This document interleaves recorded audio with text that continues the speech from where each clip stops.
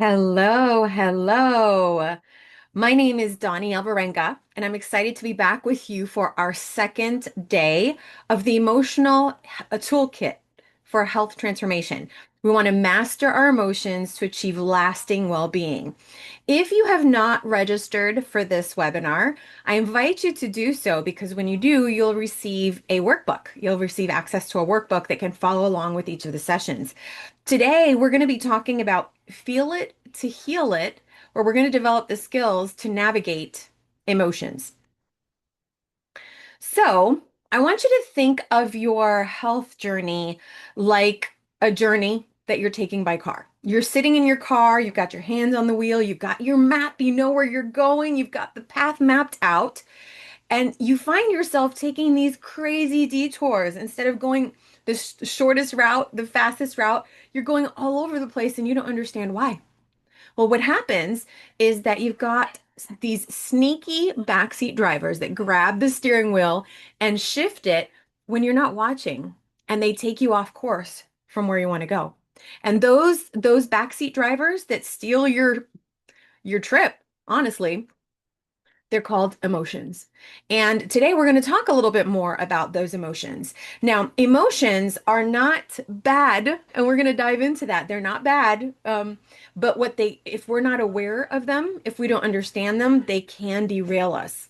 So, just a little review of what we talked about last week. This is the anatomy of being stuck, where you realize that you're not happy about something, you decide you're going to change that thing, you commit to doing something, you set out your map, right? And then you get sidetracked. Something happens and you kind of lose focus. And when you lose focus and you fall off the wagon, you beat yourself up and then you feel stressed and guilty. You do emotional eating, you consider quitting, and it becomes this vicious cycle that takes you nowhere, right? We talked about how 90% of what we do is automated, either through like truly automated things like your heart beating, so forth, right? Or emotional reactions that are not thought out or intentional. Okay. And then there's the rational thinking brain. And so there's those three different areas that control the things that we do. And most of what we do happens outside of our conscious awareness. Now, understanding what controls us sets us up to take back our power. As I was talking about that trip, right? That your backseat drivers swerve out of the way. If you don't understand or know that they're there, they're going to keep derailing you. And so, through this series, we're going to be talking more and more about what controls us and how we can take back control. So, we talked about the importance of becoming aware of what is controlling us, right? We talked about the importance of being kind because when we beat ourselves up, we just put ourselves further deep into a hole. And we also talked about four questions that you can ask yourself to learn from each mistake instead of using that mistake to continue beating yourself up. So today, we're going to learn how to control the emotions so they do not control us. And we're going to outline how to experience emotions. So, as I mentioned, emotions are not bad things. They just they just are.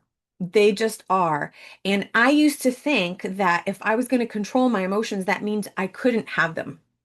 I thought that controlling my emotions meant I couldn't experience them and I couldn't, what's the word I'm looking for? Express them. I couldn't experience and I couldn't express that I had to like bottle it up. Okay. But what Dr. A says is that how we manage our emotions and use our feelings to become aware, these are the keys to taking control of our lives. So, what are emotions? Emotions are just energy in motion. They're not good, they're not bad, they just are. Okay. They're energy in motion. So, I want you to stop and think about it. What does your body do when you're happy? Have you ever found yourself like bursting out in laughter where it came out of nowhere, right? That's your body's natural reaction to being happy. Your face smiles. A smile comes across your face. That is that energy and motion, okay? What happens when you're sad or when you're angry? Have you noticed what your body does then? What happens is that when we're sad or we're angry, we somewhere along the line have been taught that it was wrong to feel those emotions. Maybe because they're uncomfortable, maybe because it makes other people uncomfortable, right? But the bottom line is that because they're uncomfortable, we resist them. Maybe we think that they're a sign of weakness if we're experiencing those emotions. The sad ones, the ones that are not comfortable. And maybe we were never taught how to experience them. And that's what we're going to be talking about today. I don't remember ever being taught how to experience emotions other than cry it out. And to tell you the truth, that's probably the most profound thing that I did learn is that it's okay to cry, right?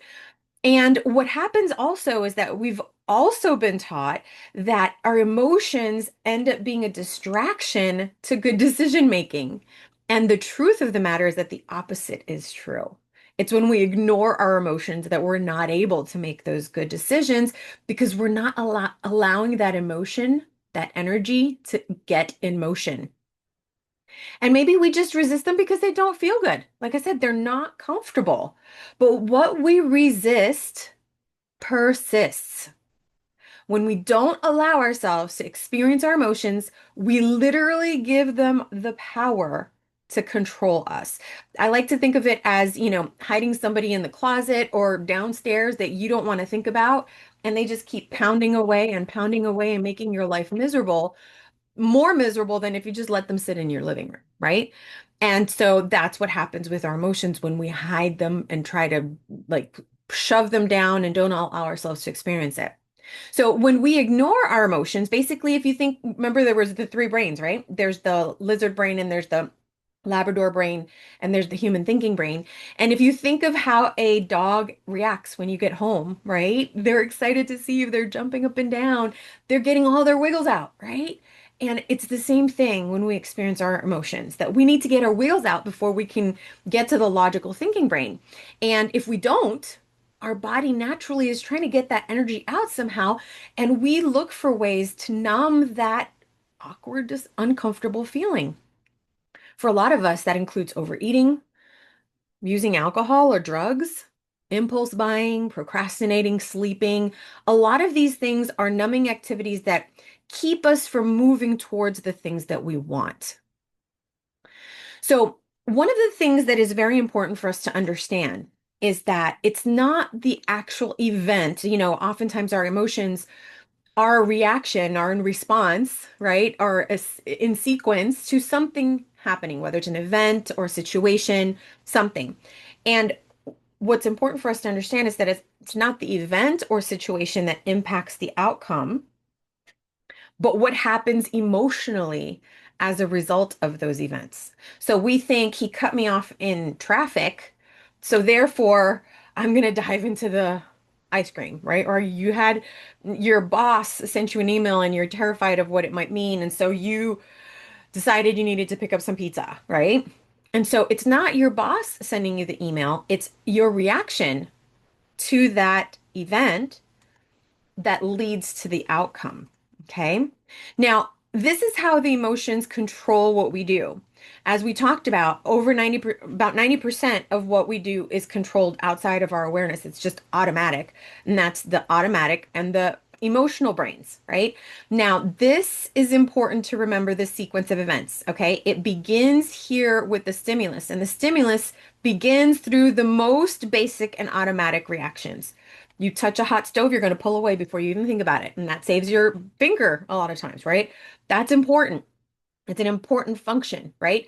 The problem is if somebody says something that hurts your feeling and you lash out at them, and that ruins a relationship when what they said maybe didn't have anything to do with you, was not meant to hurt you, whatever. Okay. And so that's where it's so important that we allow the stimulus to get the wiggles out through the automatic functions and the reaction so we can get up into the rational thinking brain and respond to the situation cognitively instead of emotionally.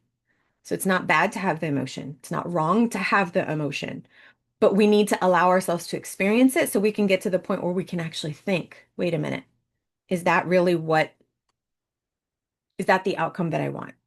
So if you think about this equation, it's the event plus your response or reaction, right? A reaction is something that you do not have intentional control over and may or may not take you where you want to go. A reaction is ultimately those emotions taking the steering wheel and taking you on a detour from where you want to go. So you can either react or you can respond. And whether you react or respond, it will lead you to whatever outcome that you're either hoping to achieve or moving away from that outcome. Okay. So we talked about last week about how this first skill is to accurately identify who is in control. Is it your logical thinking brain or is it your emotional brain that's in control? Once you can recognize who's in control, then you can, if you recognize that it's your Labrador brain, right? If you recognize that where you want to go, you're reacting in a way that's going to take you away from that place, then you can say, okay, so it's the Labrador brain. And so I just need to get my wiggles out. I just need to explore this experience. Let me show you how our reaction plays into a real life situation, right? So your rational thinking brain decides it has a goal. It wants to lose 20 pounds and wants to bring the hemoglobin A1C, which is a like a diabetes marker. You want to get it under 6. So you come up with a plan. You know what you're going to do. You're going to drink 8 cups of water. You're going to skip the desserts. You're going to control your portions. You're going to get 30 minutes of activities every day. You know what you're going to do. Sounds simple, right? Well, then all of a sudden there is a stimulus, and that stimulus stimulates the Labrador brain right there before what you had talked about, your plan was. And all of a sudden you find yourself at the bottom of the carton of ice cream. Okay. What we just described, whoops, wrong one. What we described over there, here, this is a reaction. Okay. Because it moves you away from your goal. Your goal is over here. You want to move from here to here. But then all of a sudden the stimulus moves you away from your goal. That is called a reaction.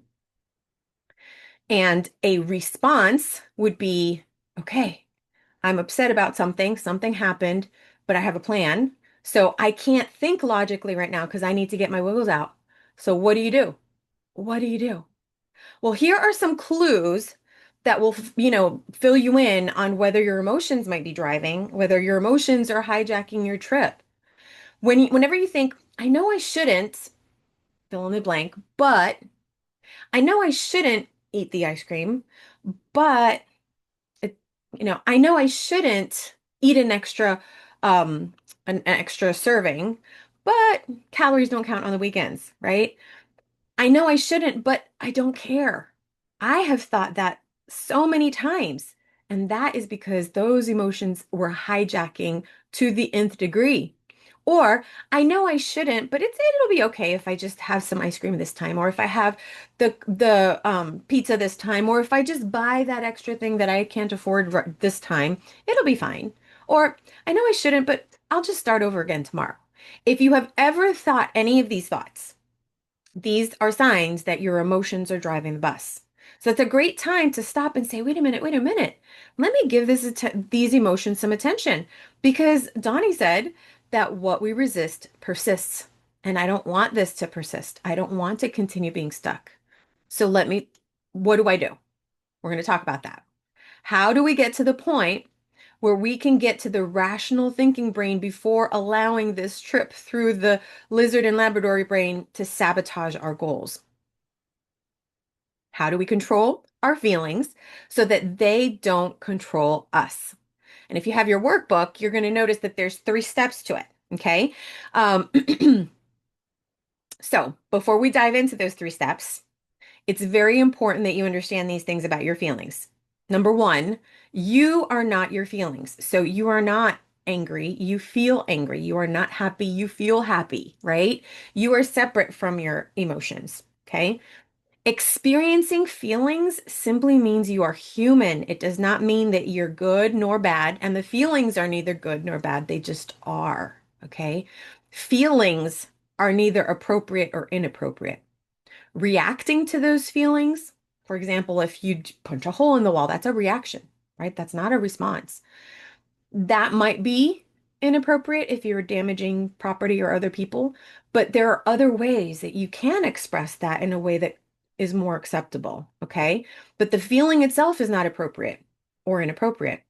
And you don't have to know how to fix a situation to feel better about it. We're going to be talking more about this in a future session, but as we talked about before, it's not the event that controls the outcome, it's the response. It's how I like what I make that event mean that makes me feel a certain way. And so we're going to learn how to control that in a future session. But what you need to understand right now is that you don't need to fix the situation to change how you feel about it. So you might think, well, how can I feel better, right? When my boss sent me this email, and I don't know what's going on. And oh my goodness, I'm gonna get fired or whatever. You start going down a rabbit hole, right? You don't know what's going on and you don't need to fix that. That situation doesn't need to change for you to change how you feel about it.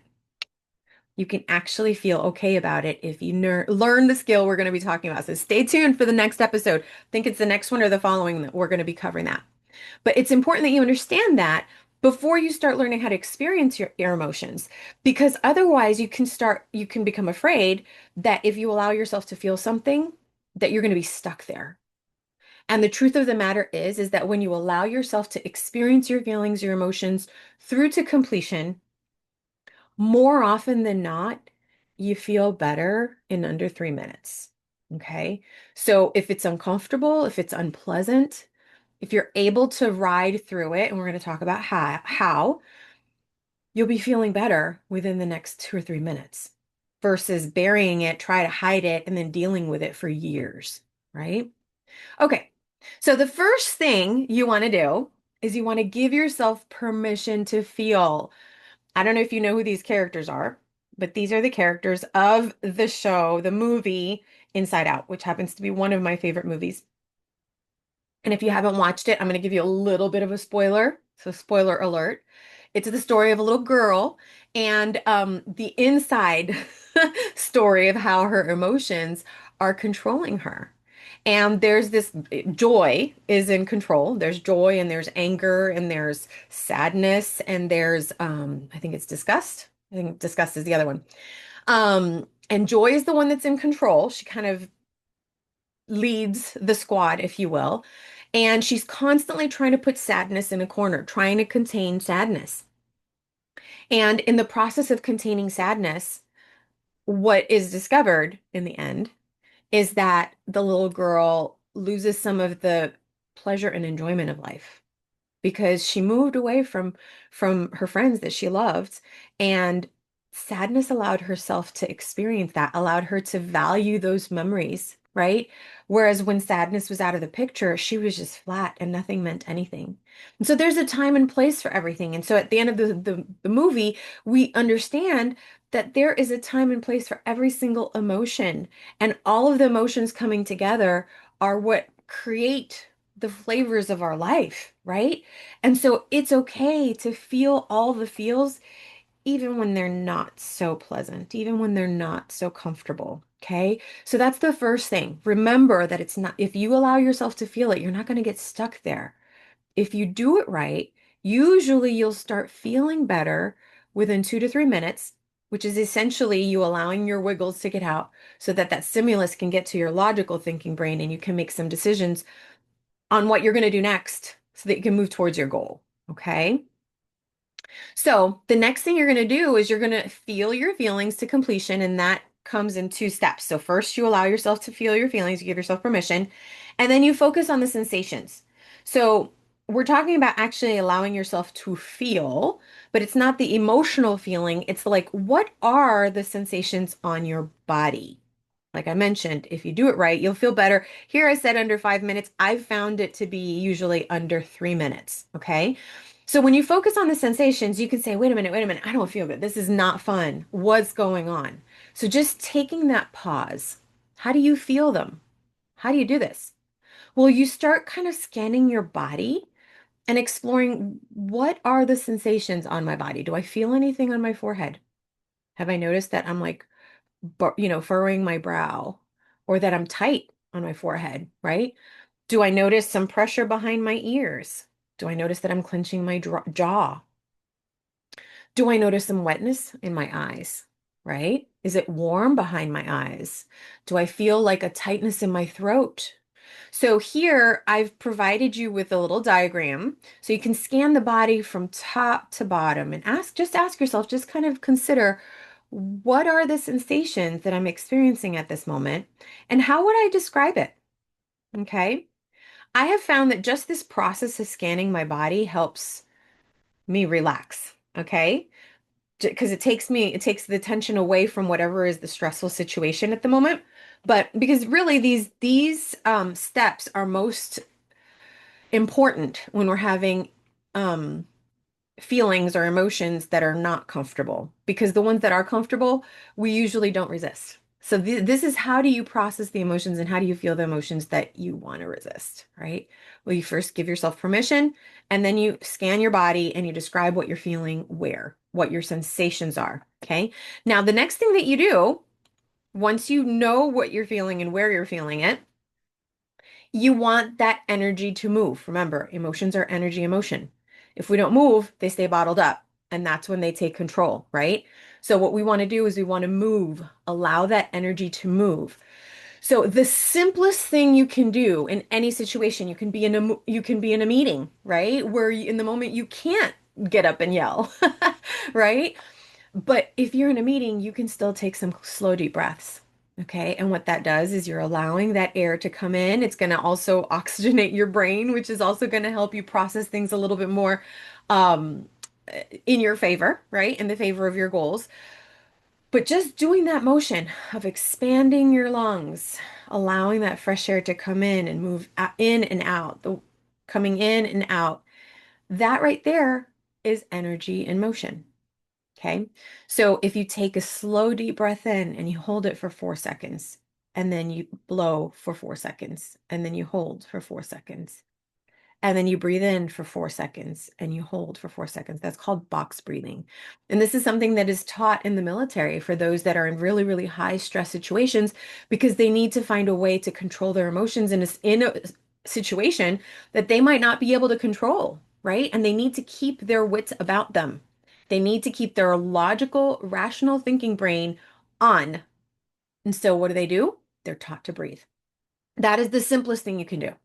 Another thing that I have found that's very helpful to me, and if I'm not around other people or if I can step away, is to actually hum, right?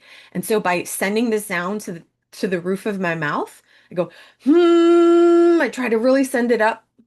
And remember, it doesn't need to sound pretty and it doesn't need to look pretty. Okay. You just need to allow that energy to move. And when you hum, or for at least for me, I feel that vibration in the roof of my mouth, like on the level of my nose, it feels like. And and that allows me to start feeling better because I'm allowing that energy to move. Those are two ways that I found that are relatively simple that you can do in most situations, but there might be times where you might need a pillow and you want to just punch that pillow. I actually bought my daughter this thing to put on the wall that plays music and it's like punching, you punch the circles so she can get her wiggles out, right?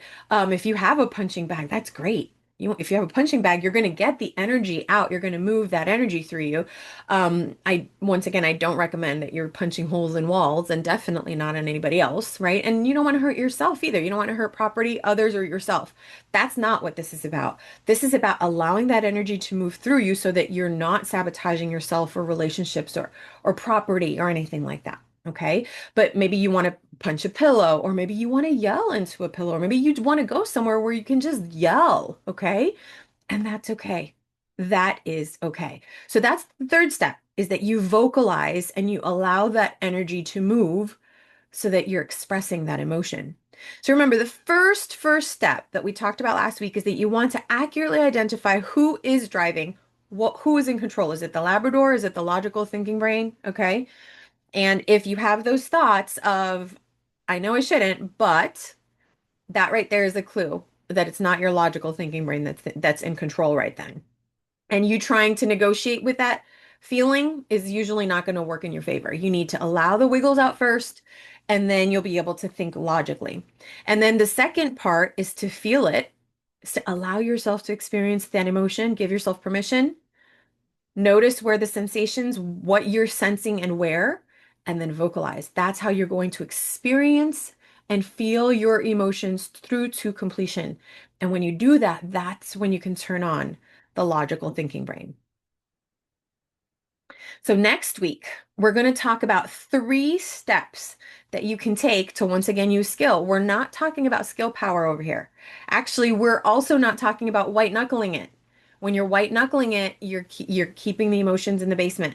When you're white knuckling it, you're trying to fight the Labrador against the human thinking brain, and usually the Labrador will win. Okay. And so, what we talked about today is how you take back control by allowing yourself to experience those emotions, by realizing that you know what, you're human and human beings experience emotions, and that it's okay to feel them. And that once you will honor yourself and your emotions enough to allow yourself to experience them, then you're going to be able to shift and move into where you want to go and not allow them to sabotage you any longer. So next week, we're going to talk about 3 steps to skillfully shift from autopilot to intentional change.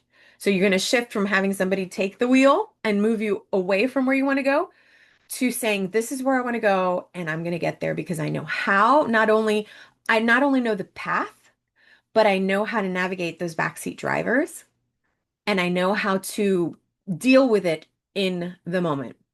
So, with that, I want to thank you for joining us, and I invite you to join us next week. If this was helpful to you, we invite you to share it with a friend. Last week, we had a little bit of a glitch with the recording. I am hoping that today it seems to be working properly. So, I will be getting this out to you as soon as possible if you want to rewatch it. And like I said, if you would like to share it with somebody, please do. With that, you guys, have a good evening.